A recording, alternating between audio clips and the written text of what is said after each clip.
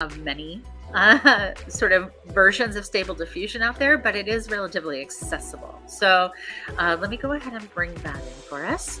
Now, what we are looking at here, and we had the URL up earlier. Let me go ahead and give that to you one more time. Dream Studio is a version of Stable Diffusion that is available and relatively public and accessible. You go to Dreamstudio.ai to sign up, and then it will keep track of your history.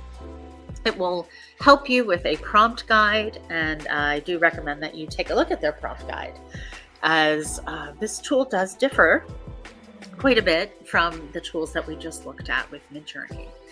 So we are here in a window where I have my prompt at the bottom. In this case, I did some Art Nouveau cats as well. I did not grab the exact same prompt I did from the other group on Midjourney. So what I'm going to do right now is actually grab pretty much the exact same prompt except for the parameters. And I'm going to put the parameters on a different side. But I'm going to go ahead and put the detail down here, detail 1890 here. Okay, now we had previously done this as something that was in a 16:9 ratio. So let's go to something wide. Let's see. I think we can take this to 1024 by 768. There we go. So there's a different aspect ratio that we could try. The parameters that I would have done on Midjourney's end of the prompt, I'm doing on the right side of the window here. So what it's calling CFG scale adjusts how much the image will be like your prompt. So this is introducing aspects of either chaos or sort of being true to what I'm asking for. Same with what is showing here as steps. We see that slightly differently in Midjourney, but you can, for example, stop a process before it has completely generated, or you can tell it how many generative steps you want it to take. Now, if I'm looking for something more detailed, I might want more steps in a process, but you're going to notice my credits up here have gone up, and it's going to cost me more to get these images. So maybe I'm going to take it down 2 or 3 images. I don't necessarily need to do 4. So let's try 2 images. In this case, I get to choose which model of Stable Diffusion I'm going to use. So I'm going to use Stable Diffusion 2.1. And I could, for example, use an image here as my image source. Now, I'm not going to do that yet because I want to see what it comes up with. And if it doesn't give me what I'm hoping for, I will then come in and maybe put in one of my previous images or something else that I thought worked well. So again, this is Dreamstudio.ai. You can see the amount of time to actually generate something is about the same, or maybe a little bit slower than what we were experiencing in Midjourney. But, you know, relatively, if you're trying to get to these kinds of sort of resolved characters, what you're seeing here with these cats are the result of 10 generations in a first round of a tool, then training a new model, and doing another 6 generations in a second tool, in this case scenario. So in the first tool, we might get something like this or this, these kinds of characters. But frequently what we're finding is it takes many, many different stages before we get something useful. And so with these kind of cat characters that we've been trying many times, it's taking us 4, 5, 6, 7, 8 times before anything looks right. This is getting a lot better as the tools become more effective, especially when it comes to designing characters like cats. Obviously, the realism for cats was not there even a couple of months ago, but that is not the case anymore. So I'm going to go ahead and show you a few of these while we wait for the resolution to come. Oh, look at these cats. None of these were what I was hoping for. So I'm going to take blue out. And I'm also going to upload an image for it to start with. And in this case, I'm going to give it one of those other images of the cats that I liked from the other program, so that it will have a reference point that I think is going to work, right? So let's see what it comes up with now. I'm going to have it dream off of this.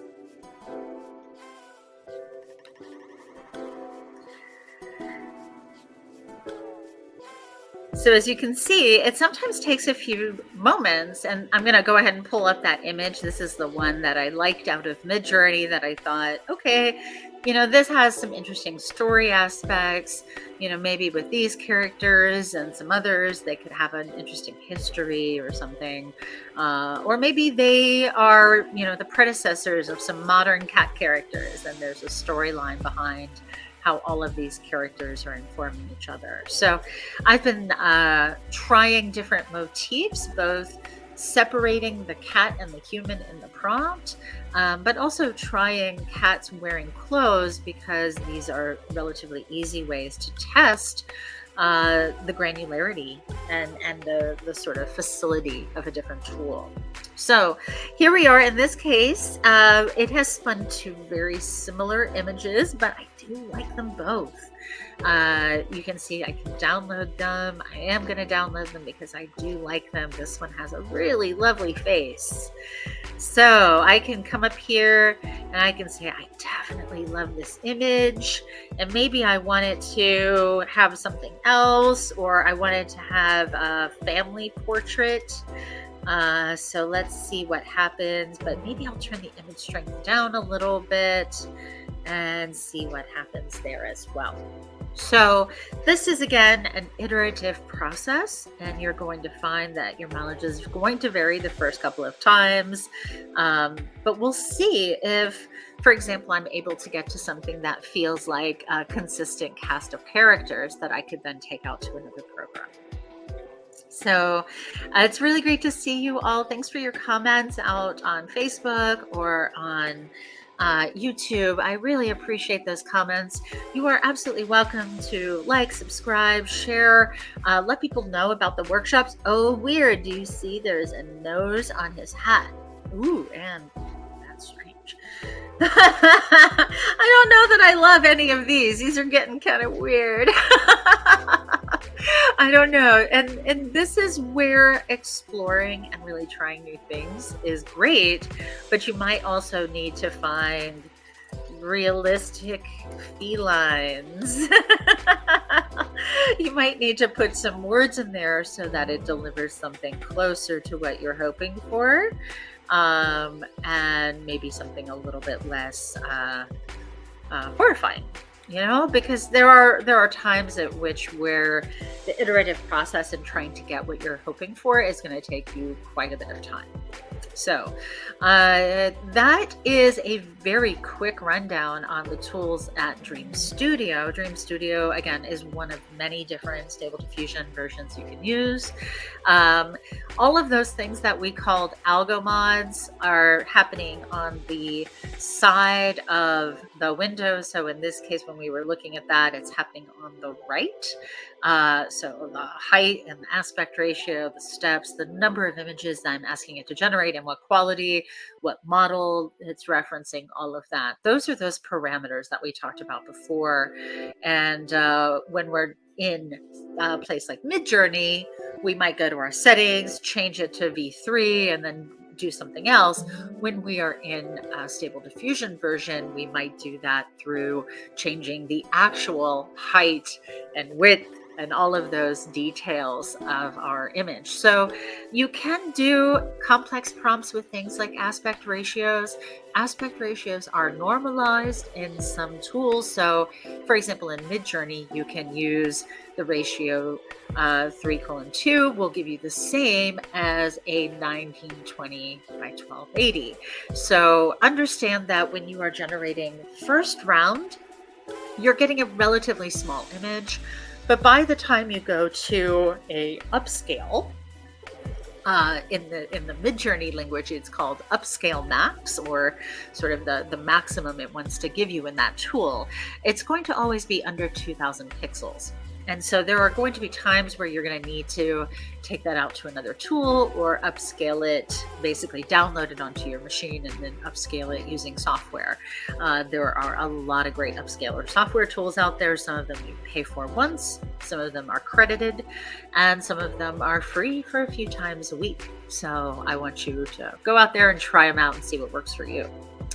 This is another tool I'm going to encourage you to try out and see what works for you. This is right at prompterguide.com. So if you are trying to keep track of all of these notes and you're finding that the stuff that we're talking about in the book, for example, in the Prompt Craft Guidebook, is a little bit much, you can start at places like prompterguide.com and take notes. We are coming up with a notebook that is coming soon. I just wanted to let you know that it is going to be a few more weeks before all of those tools are available, but I'm just so grateful for all of you who've been able to let people know and share out a little